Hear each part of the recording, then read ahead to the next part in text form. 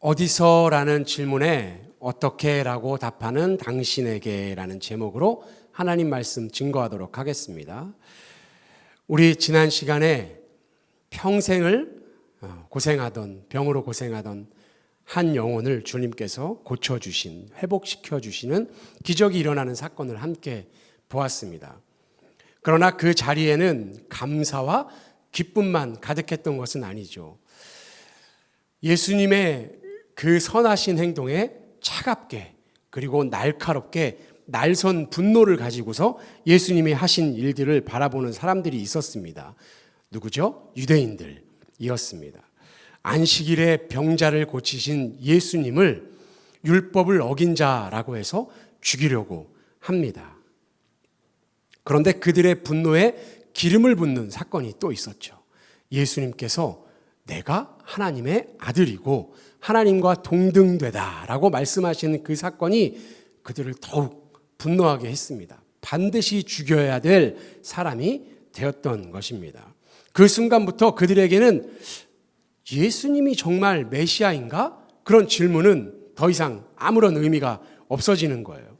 대신 우리의 권위를 흔드는, 신앙의 뿌리를 흔드는 그 사람이 결코 메시아가 되어서는 안 된다라는 이 강한 확신에 차서 예수님을 계속해서 이제 죽이려고 합니다. 그들의 귀는 닫혔고 그들의 마음은 이미 굳은 빗장이 걸어진 것입니다. 그런데 예수님은 그들의 확고한 그 불신 가운데 그냥 침묵하지 않으시죠. 오히려 당신을 따르려는 이들과 여전히 진리를 찾는 이들을 위해서 주님께서 내가 누구신지를 더욱더 명확하게 밝히십니다. 그것이 요한복음, 오늘 우리가 함께 읽은 본문 앞에 요한복음 후반절, 5장 후반절에 있는 말씀입니다. 그 말씀들을 보면 마치 법정에서 변론하는 것과 같이 내가 왜 그렇게 말했고 그것들의 증거가 무엇인가 하는 것에 대해서 주님께서 네 가지로 말씀하시거든요. 첫째는 시대의 등불이었던 요한의 증언이다라고 말씀하십니다. 세상 죄를 지고 가는 하나님의 어린 양이다라고 예수님에 대해서 요한이 증거했습니다. 유대인들은 한때 요한에게 열광했죠. 그런데 그 등불이 가리키는 예수님은 알아보지 못했습니다. 또한 두 번째 이 증언은 예수님께서 직접 하신 일이라고 말씀하시죠. 기적입니다. 그분이 행하신 표적들, 물로 포도주를 만드시고 또 38년 된 병자를 일으키시고 왕의 신하의 아들을 고치시는 그 사건들이 아버지께서 내게 주사 이루게 하신 역사다라고 하나님께서 증언하십니다. 그 일 자체가 범인이 할 수 없는 일이고 하나님이 능력 주시지 않으면 할 수 없는 일이다라고 말씀하신 거예요. 그리고 세 번째는 아버지의 증언, 하늘로부터 내려온 음성이다라고 말씀하세요. 예수님께서 세례를 받으실 때 그리고 후에 있을 일이지만 변화산에서 뭐라고 말씀하십니까?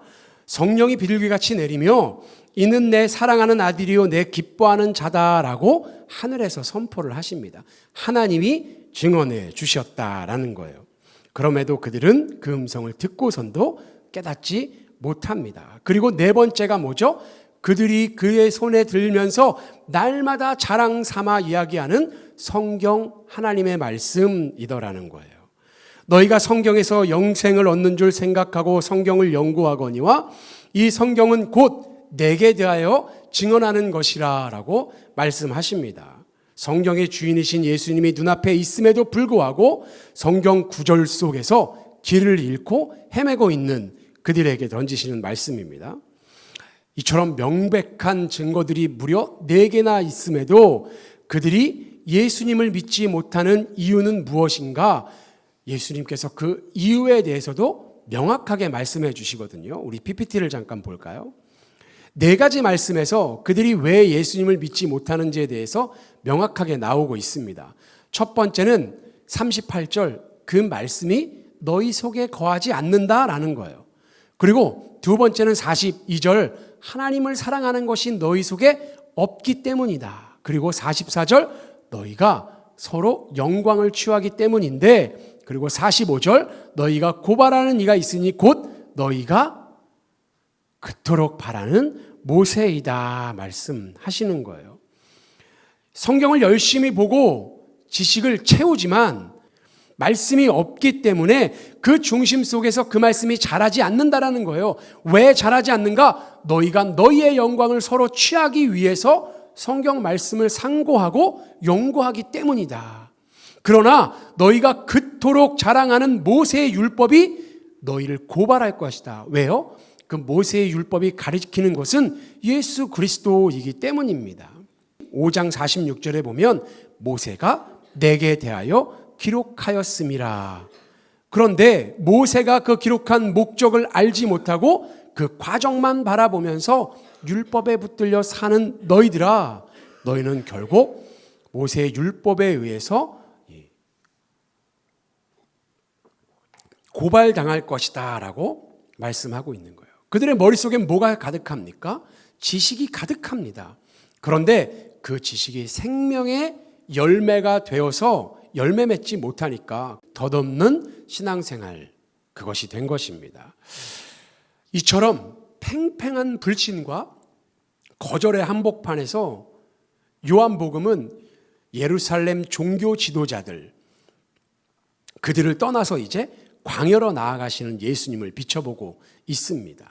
예수님이 나에 대해서 열심히 증언을 하셨어요. 그리고 나서 이제 그 무대가 광야로 옮겨지는 거예요. 무슨 사건이죠? 오병이어의 사건입니다. 우리는 이 배경 속에서 이제 이해해야 되는 거예요. 단순히 배고픈 사람들을 먹이신 사건이 아니라 하나님께서 행하신 기적과 그리고 논리로 가득 차서 하나님을 배신했던, 예수님을 죽이려고 했던 그 사람들과 광야에서 애타게 예수님을 바라는 자들, 이 두 가지의 신앙 사이에서 과연 우리가 무엇을 깨달아야 하는가, 이것을 주님께서 말씀하고자 하시는 거예요.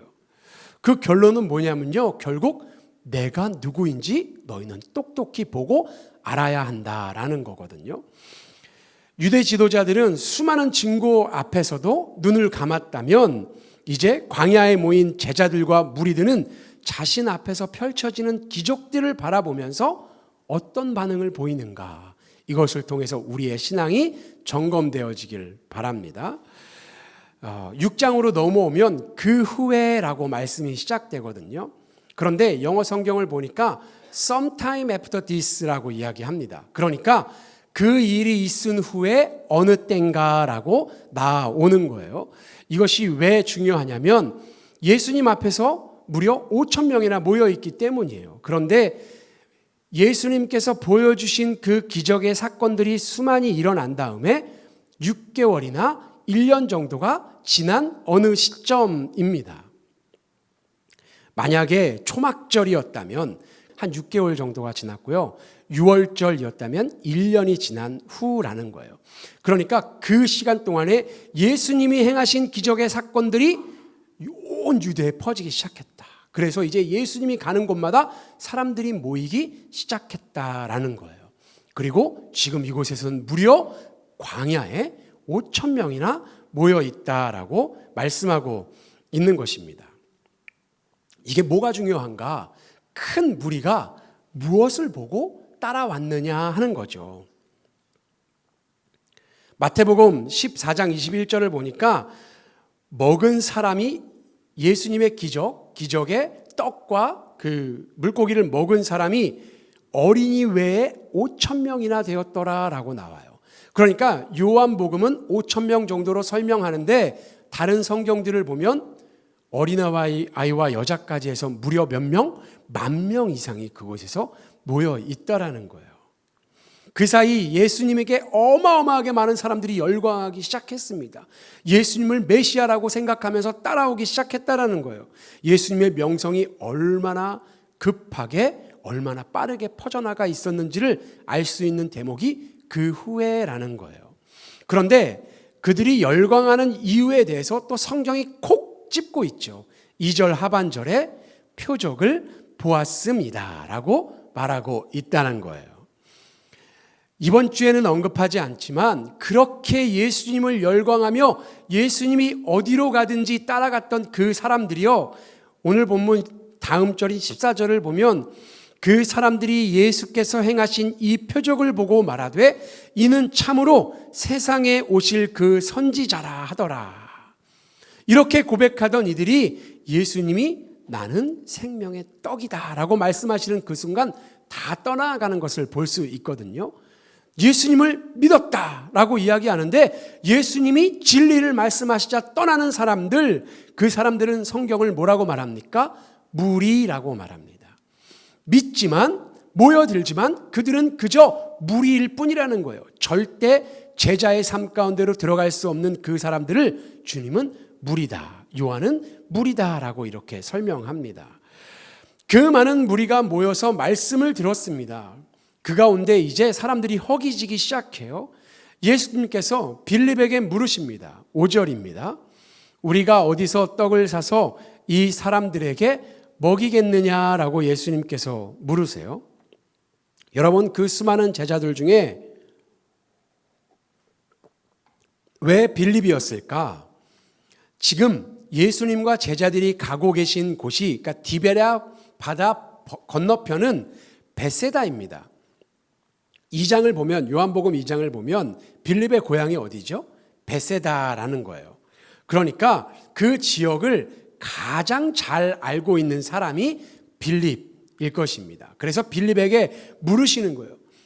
너가 가장 잘 알고 있는 곳, 네가 꽉 주름 잡고 있는 그곳, 야, 여기서 과연 어디서 이 많은 사람들을 먹일 음식을 구할 수 있느냐?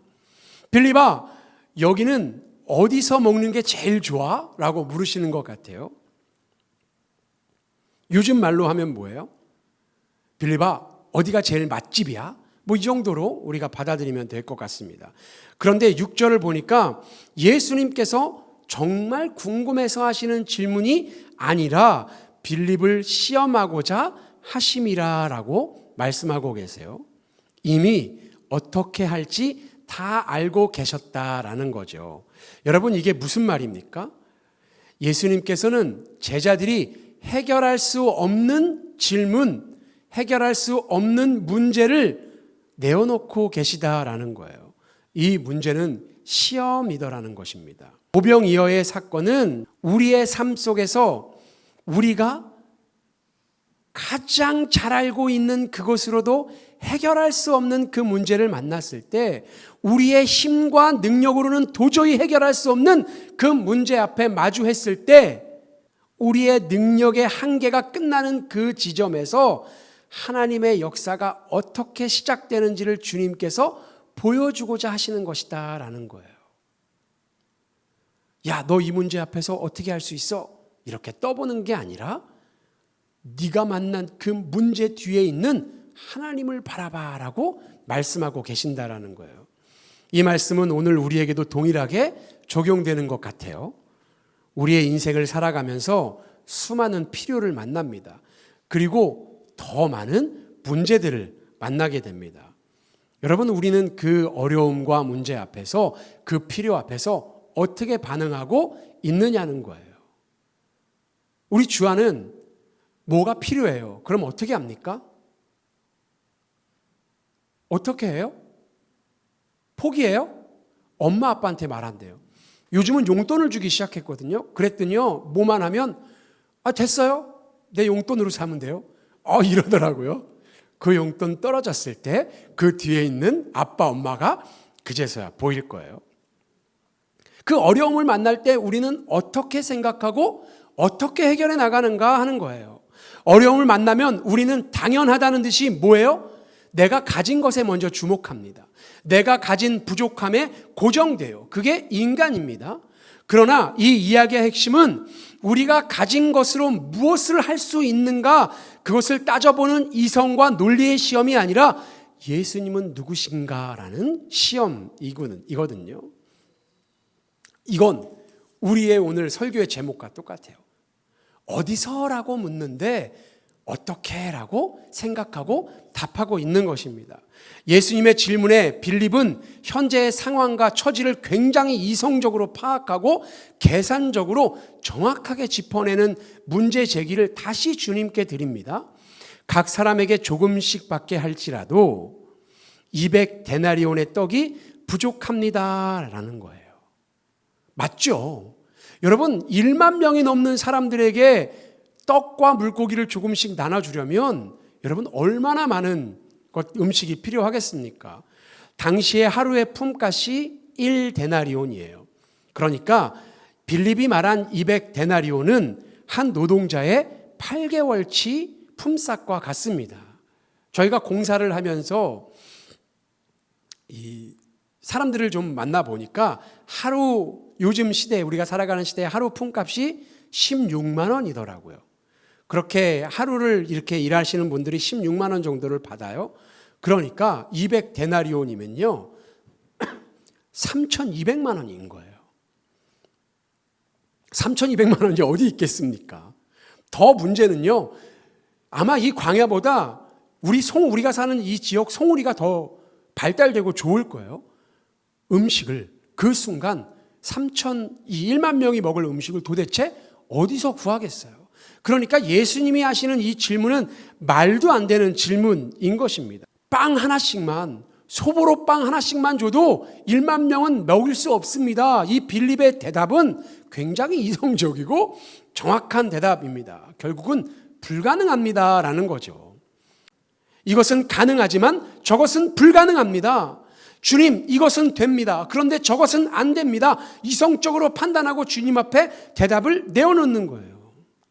여러분, 이 상식이, 이 당연한 대답이, 불가능이라고 말하는 이 대답이 우리의 기도를 가로막는다는 거예요. 하나님의 능력을 제한하는 불신의 언어, 그것이 불가능이더라는 거예요. 예수님은 이미 답을 알고 계셨습니다. 그분의 질문에 우리의 연약함이 드러나 절망하게 하시려는 게 아니에요. 이미 답을 알고 계셨어요. 뭐예요? 어디서라는 거예요. 여러분, 바른 대답은 무엇이었을까요? 예수님에게서입니다. 예수님에게서. 상식으로는 안 됩니다. 우리가 가진 것으로는 불가능합니다. 그런데 우리의 대답은 주님 앞에 우리의 필요를 구하는 그 대답의 정답은 항상 예수님에게서로 끝나는 우리의 믿음이 되기를 주님의 이름으로 도전합니다. 예수님에게서. 주님은 묻고 계시는 거예요. 너희는 나를 누구라 하느냐? 예수님은 누구신가라는 질문을 생각해 보라는 거예요. 여러분, 5절을 다시 보면 예수님은 빌립에게 물어보실 때 어떻게 라고 묻지 않으세요. 어디서라고 물으시는 거예요. 주님은 어떤 대답을 듣기 원하셨을까? 예수님에게서라는 거예요. 에베소서 3장 20절의 말씀처럼 우리 함께 고백해 볼까요? 시작. 우리 가운데에서 역사하시는 능력대로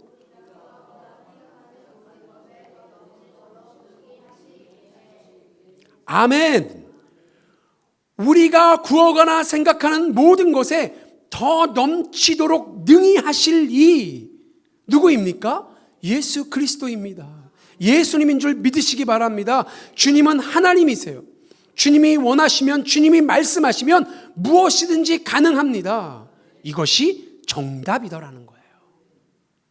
그러나 빌립은 예수님과 함께 있음에도 예수님이 아닌 다른 것에 상식을 대입하고 내가 가진 것으로 모든 가능성을 내 믿음이라는 상자 안에 다 넣어버려서 여기까지라고 외치고 있는 거예요.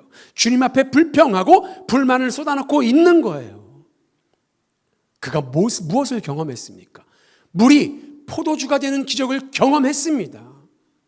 주님께서 말씀만으로 왕의 신하의 아들이 낳는 것을 경험했어요. 불과 몇 달 전에 평생을 질병 가운데 고통받는 38년 된 환자를 일으키는 것을 경험했습니다. 그러면 그들의 마음속에 희망이 품어 올라와야 돼요. 어떤 더 큰 가능성, 하나님께서 더 큰 일을 하실 수 있을 거다, 이런 희망이 막 솟아올라야 되거든요. 혹시 주님께서 죽은 자도 살리실 수 있는 능력이 있는 건 아닐까라는 희망이 마구마구 올라와야 되는 거예요. 그런데 그가 생각하는 것은 고작 주님은 여기까지겠지라는 거예요. 여러분, 이 모습이 표적을 구하고 기적을 바라는 사람들의 모습이다라고 요한은 우리에게 계속해서 말해주고 있습니다. 내 힘으로 안 되는 현실의 문제를 기적으로 풀고 싶은 그 욕망, 욕심은 내 안에 가득해요. 그런데 정작 믿음으로 반응해야 할 때, 현실의 문제가 가로막힐 때 어떻게만 생각하고 있는 거예요. 사랑하는 성도 여러분, 풀리지 않는 인생의 문제가 지금 우리의 삶 가운데 있습니까? 어떻게가 아니라 어디서 우리가 구하거나 우리가 바라는 것보다 더 넘치도록 하실 수 있는 이가 어디서? 예수님에게서 답을 구하고 응답 받으시는 성도님들 되시기를 주님의 이름으로 도전합니다. 빌립에게 질문한 예수님의 의도는 이 예수님을 따르는 제자들을 그 기적에 참여시키고자 하시는 주님의 의도였습니다. 그 참여 속에서 예수님이 누군가를 정확하게 알아보시기를 원하셨던 거예요. 여러분, 복음서에 보면 모든 기적은 예수님께서 참여시키셨거든요. 반응하는 자 가운데서 주님께서 역사하시는 거예요. 죽은 나사로를 살리실 때는 무덤에 돌을 옮기고 또 죽은 자의 세마포를 벗기시는 것을 하나님께서 누군가에게 시키십니다. 감당하게 하시는 거예요. 가나의 혼인잔치에서는 어떻습니까? 하인들에게 물을 떠오라, 그 기적에 참여시키시는 거예요. 그 가운데 깨닫게 하시는 것입니다. 오늘 본문도 마찬가지입니다. 여기서 안드레가 등장해요. 안드레가 아닙니다, 할 수 없습니다 라고 이야기하는데 작은 믿음을 보이죠. 무엇입니까? 한 아이가 가진 보리떡 5개와 물고기 2마리를 주님 앞에 내어놓는 거예요. 여러분, 그 말에는 여전히 의심이 섞여 있습니다. 불가능이라는 마음이 섞여 있어요. 그럼에도 불구하고 여러분 어떻게 고백하는지 우리 구절을 함께 한번 읽어볼까요? 자, 시작. 있어 보리떡 5개와 물고기 2마리를 가지고 있나이다. 그러나 이것은 이 많은 아멘. 여러분, 이 작은 믿음이면 됩니다. 우리의 작은 것을 솔직하게 주님 앞에 내보이고, 주님, 이것밖에 없습니다. 나의 필요를 말하고 나의 공고함을 주님 앞에 솔직하게 내어놓는 거예요. 어린아이가 가진 것이 여러분 대단한 것입니까? 아닙니다. 보리떡과 소금에 절인 작은 생선 2마리, 여러분 이거는 당시에 가장 못 사는 최하층민이 먹는 음식입니다. 보잘것없는 한 끼의 식사에 불과합니다. 그것을 주님 앞에 내어놓는 거예요. 무슨 말입니까? 주님은 여러분 우리에게서 대단한 능력을 보이라고 말씀하시는 게 아니라는 거예요. 네가 가진 대단한 모든 것을 다 내어놓고 그래야 내가 너를 나의 제자로 받아주겠다, 그래야 너를 내 사람으로 인정하겠다, 이렇게 말씀하시지 않습니다. 어린아이의 도시락과 같은 작은 순종을 받으신다라는 거예요. 그것을 주님 앞에 내어드릴 때 그것을 통해서 우리가 상상할 수 없는 역사를 이루시는 주님을 바라봐라. 주님은 우리가 가진 그 작은 것을 기쁨으로 받으시고 그것에 친히 감사 기도를 하시고 당신의 손으로 직접 떼어서 나누어 주셨습니다. 여러분, 그 작은 도시락이 우리에겐 무엇입니까? 그 작은 도시락, 여러분은 무엇입니까? 지금 혹시 통장에 얼마 있더라 이런 거 생각하고 계세요? 아닙니다. 마태복음 5장 16절, 이것도 우리 함께 고백해 봅시다. 시작.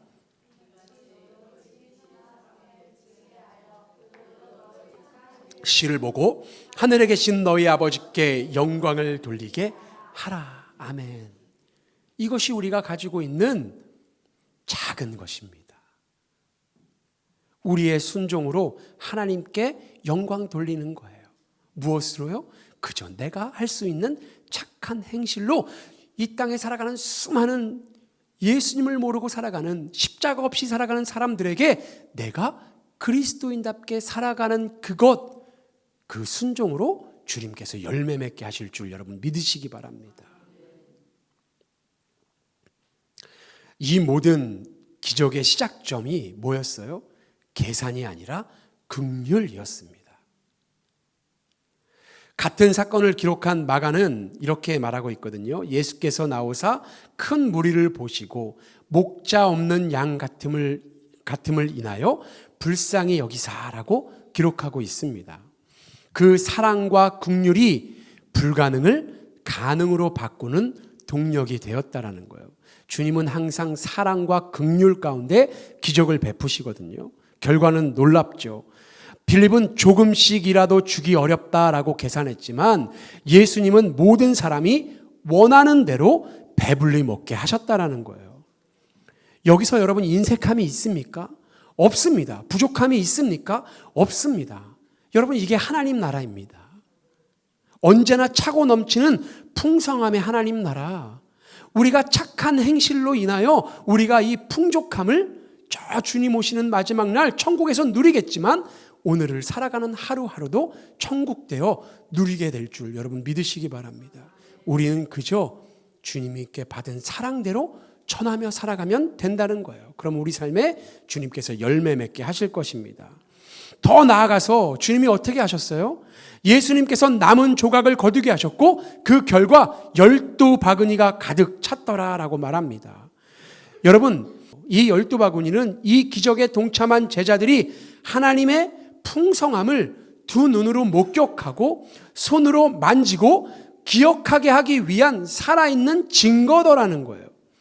최소한의 필요를 계산하면서 걱정하던 제자들에게 주님은 상상 이상의 것에 남음을 보여주셨습니다. 오늘 예수님이 보이신 오병이어의 기적을 보면서 와 우리 예수님 대단하네. 역시 우리 예수님은 최고야. 여러분 여기서 끝나시면 안 돼요. 이 사건은 오늘 이곳에서 예배하는 저와 여러분을 통해서 일하기 원하시는 예수님의 방법에 대한 이야기입니다.